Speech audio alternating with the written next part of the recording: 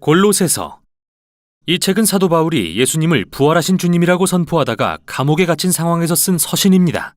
이 서신의 수신자는 바울이 전혀 만나본 적이 없고 직접 개척하지도 않은 교회 공동체 사람들로서 골로새 교회는 바울의 동역자이자 실제로 그 도시 출신인 에바브라라는 사람이 개척한 교회였습니다.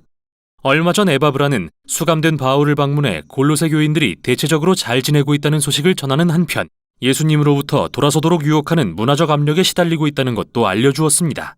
그래서 바울은 골로새 교인들을 격려하고 에바브라가 제기한 문제들을 언급하면서 그들이 예수님께 더 헌신하도록 권면하기 위해 이 서신을 기록했습니다.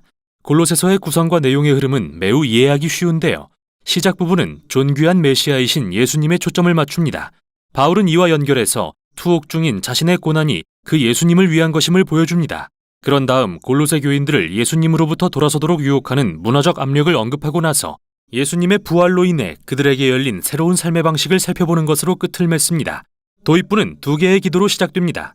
먼저 바울은 에바브라로부터 들은 대로 예수님에 대한 골로새 교인들의 온전한 믿음으로 인해 하나님께 감사드리고 하나님과 이웃을 향한 그들의 사랑이 예수님을 통해 이루어질 새로운 창조 세계에 대한 소망에서 나온 것임을 감사드립니다. 그러고 나서 예수님에 대한 그들의 지혜와 영적 깨달음이 자라나기를 기도합니다. 바울은 골로새 교인들과 우리가 바로 그렇게 되도록 돕기 위해 여기에 시 한 편을 배치했는데요. 십자가에서 죽으신 존귀하신 메시아에 관한 이 시는 단연 1장의 핵심입니다. 이 시는 두 개의 상응하는 구로 되어 있으며 구약의 창세기와 출애굽기 그리고 시편과 잠언의 언어와 이미지로 가득합니다.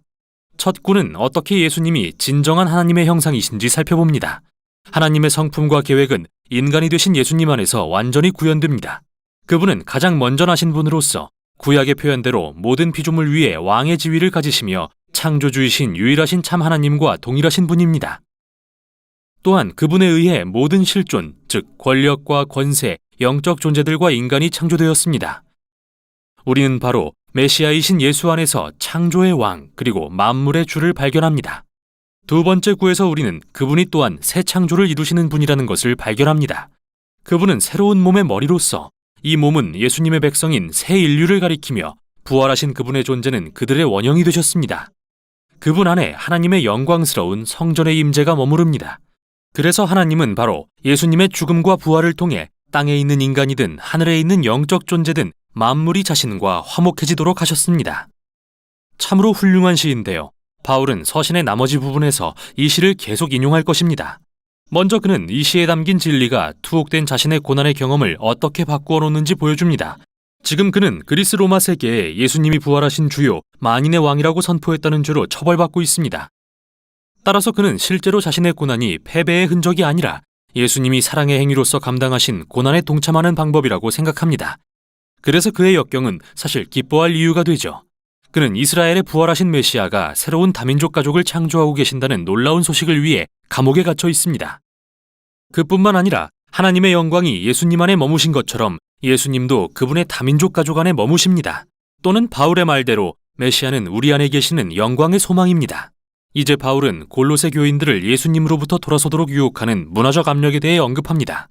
그들은 신비주의적 다신론과 토라의 율법을 준수하라는 두 가지 요구가 혼합된 문화적 압력에 시달리고 있었습니다.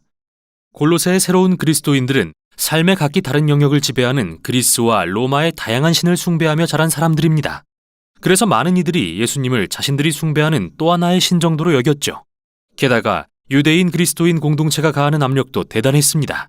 그들은 이방인들에게 토라에 기록된 율법을 모두 지킴으로써 메시아께 온전히 충성하라고 요구했습니다. 구체적으로 바울은 유대 음식법과 안식일 및 절기 준수 그리고 할례를 언급하는데요. 이 내용은 그가 갈라디아서에서 다룬 문제와 매우 비슷합니다. 바울은 어느 쪽의 유혹에 굴하든 그것은 타협이라고 말합니다. 이는 예수님이 진정 누구시며 그들을 대신해 무엇을 하셨는지 이해하지 못한 거니까요. 골로새 교인들은 바울이 영적 권세와 정령들이라고 부르는 존재에 대한 두려움에 눌려 살았었습니다. 그러나 예수님은 그분의 죽음과 부활을 통해 그것들을 이기시고 관련된 모든 의무로부터 골로새 교인들을 자유롭게 하셨습니다.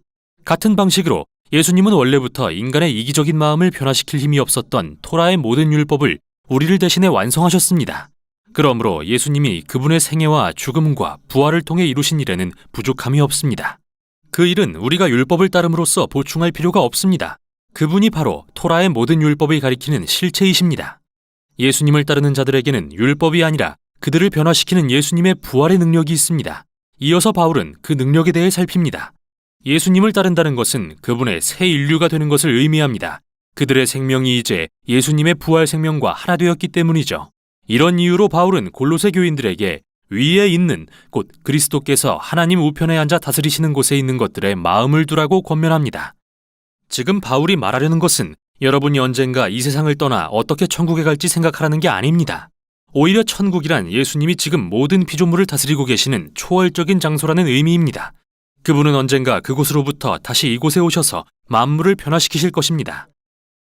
또는 바울이 말하듯이 여러분의 생명이신 그리스도께서 나타나실 때 여러분도 그분과 함께 영광 중에 나타날 것입니다. 그래서 바울은 그들에게 언젠가 변화될 그 새 사람의 모습으로 현재를 살라고 도전합니다. 그는 왜곡된 성적 행동과 파괴적인 언행으로 특징 지어지는 그들의 옛사람의 이미지를 사용합니다. 그러나 그리스도인들의 옛사람은 예수님과 함께 죽고 그분 안에서 새 사람으로 바뀌었습니다. 그들의 특징은 자비와 관용, 용서와 사랑입니다. 또한 이 새 인류는 이 세상의 인종이나 사회적 경계를 초월합니다. 바울이 말하길 거기에는 그리스인도 유대인도 할례받은 자도 할례받지 않은 자도 종도 자유인도 없습니다. 그리스도만이 모든 것이며 모든 사람 안에 계십니다. 그런 다음 바울은 골로새 교인들에게 아주 실제적인 예로서 이 새 인류의 가정이 1세기 로마 사회에서 어떤 모습이어야 하는지 보여줍니다. 당시의 가정은 가장이 아내와 자녀 그리고 노예의 생사에 대해 절대 권력을 행사하는 매우 권위적인 제도였는데요. 그리스도인의 가정은 다릅니다.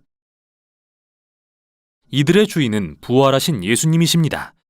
그래서 주님 안에서 아내는 남편이 그녀를 책임지도록 허락하고 남편은 아내를 사랑하고 아내의 행복을 최우선으로 여김으로써 예수님께 복종합니다. 예수님이 주인이신 가정에서 자녀는 물건 취급을 받아서는 안 되나 그들 역시 성숙하고 공손해야 하죠. 그리고 부모는 그들의 자녀를 인내와 헤아림으로 양육해야 합니다. 그리스도인 노예는 인간인 자기 주인을 존경해야 합니다. 왜냐하면 그들의 진정한 주인은 예수님이기 때문입니다. 그리고 노예들을 거스리는 그리스도인은 그들이 자기 재산이 아니라 존중하고 사랑으로 품어야 할 예수님의 몸된 지체라는 사실을 깨달아야 합니다.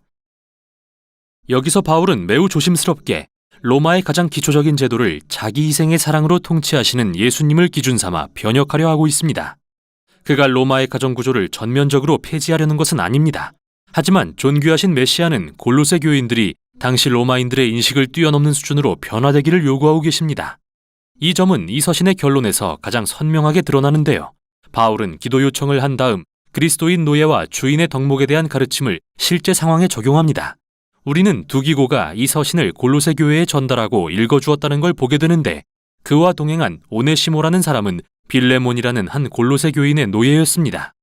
바울의 다른 서신인 빌레몬서를 보면 오네시모가 그의 주인인 빌레몬으로부터 도망쳤다는 이야기가 나오는데 그것은 감옥에 갈 만한 범죄였습니다. 그러나 바울은 온 교회가 오네시모를 주 안에서 신실하고 사랑받는 형제로 맞아달라고 요청합니다.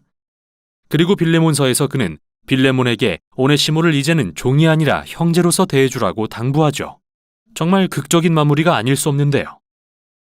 골로새서를 통해 바울은 우리의 삶에 부활하신 예수님의 사랑과 자유롭게 하는 통치가 관여하지 않는 영역이 하나도 없다는 사실을 보여주고 있습니다. 우리가 겪는 고난, 타협에 대한 유혹, 우리의 도덕성, 각 가정의 권력 구조 등 이 모든 것을 반드시 다시 살펴보고 변혁해야 한다고 말이죠. 그는 마치 예수님이 죽음에서 부활하셨을 때 이미 새로운 창조 세계가 도래한 것처럼 현재를 살라고 우리를 초대합니다. 이게 바로 골로새서가 전하는 내용입니다.